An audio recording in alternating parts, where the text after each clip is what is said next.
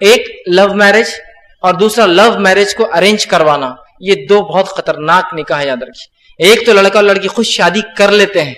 اور دوسرا اتنا تکلیف دیتے اپنے والدین کو کہ شادی کروا کے رہتے جن سے وہ چاہتے ہیں۔ یہ دو باتیں بڑی اہم ہیں، یاد رکھیے۔ تو یہ لوگ اپنی میری اس نصیحت کو ہمیشہ یاد رکھیے کہ جب بھی تم لوگ ایسا کرو گے یا کوئی اس طرح سے کریں گا، اپنے والدین کو تکلیف دے کر نکاح کریں گا، ولی کو منوا کے شادی کروائیں گا، باپ ولی ہوتا لڑکی کا، منوا رہے اس کو، نہیں تم کو تو یہی کرنا ہے، نہیں تو میں کچھ بھی کر لوں گی، تو وہ بولتا ہے اچھا اس سے تم کچھ کرو، میں تم کو بیاہ دیتا ہوں۔ تو یہ لو میرج اور لو میرج کو جو ارینج کرواتے ہیں، تمام غلطیاں کر کے، خطائیں کر کے، افیئرز کر کے، تمام برائیاں کر کے، وہ ایک بات یاد رکھ لے، ایسے میرجز میں سکسیس ریشو بہت لیسٹ ہے، بہت لیسٹ ہے، میں کہہ رہا ہوں نا، اتنا کم ہے کہ اسی کو انتہا نہیں، اتنی کم ایسی شادیاں سکسیسفل ہوتی ہے، بہت کم، میں کہوں گا بے انتہا کم ہے اس کا ریشو۔ کیوں؟ تو جب دو لوگ ملتے ہیں نا فاسد محبت کے ساتھ، بری چہرے کے عاشق ہوتے ہیں نا، ان کو ان کا اسٹائل پسند آ گیا، ان کو ان کا چہرہ پسند آ گیا،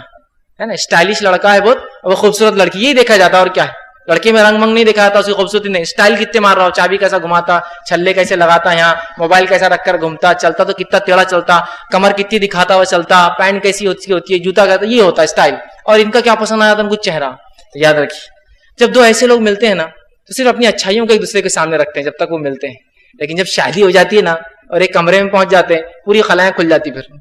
ان کے اسٹائل پورے ادھار کے تھے، ان کے اسٹائل پورے ادھار کے تھے، اور ان کی خوبصورتی 1000 روپے میں ہوتی تھی وہ روز، اب جیب میں 30,000 تو مہینے کے ہے نہیں، اور ان کے اسٹائل ادھار کے رہتے، ویسے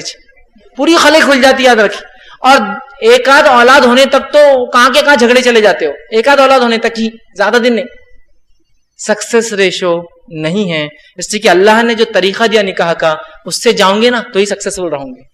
آدھا دین ہے نا، آدھے دین کو غلط طریقے سے کروں گے تو پھر آدھی مار تو کھاؤں گے نا دنیا میں، آدھا عذاب تو بھگتنا پڑے گا شریعت کو چھوڑنے کا۔ تو یا تو لو میرج کرتے یا لو کو ارینج کرواتے والدین کو زبردستی کر کے، ایسا ان کو تکلیف مت دیجیے، اس لیے کہ زمانہ، میں کہتا ہوں ہر بار، ایسا گھوم کر آتا ہے، اور انسان جس جگہ پہ تھا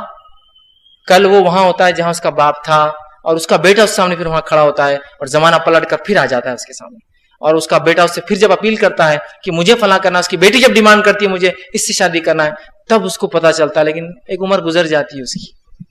وہاں پھر وہ بہت پچھتاتا ہے میں نے کیا کیا۔ تو یاد رکھیے غلطی کبھی مت کیجیے، یہ افیئرس اور لو میرج کے چکر میں مت جائیے۔ اسلام جو ہے